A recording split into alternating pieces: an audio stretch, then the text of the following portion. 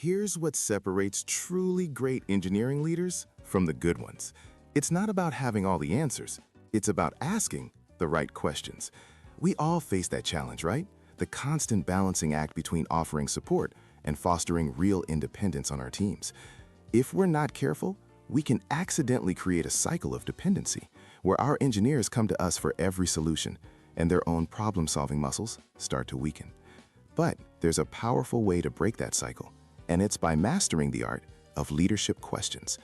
Here's how it actually works.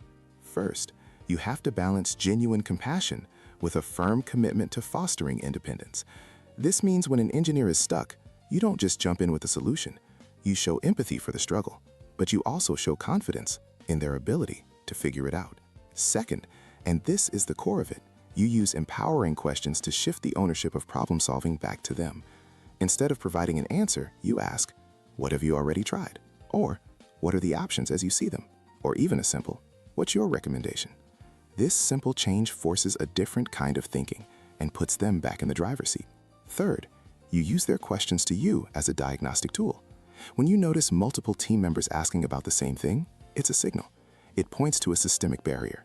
Your job is to identify that barrier, whether it's a gap in documentation or a flaw in a process, and then solve for the whole system. Here's how this looks in practice. Imagine you're in a performance review. An engineer is hesitant to present their achievements, maybe out of fear of being judged.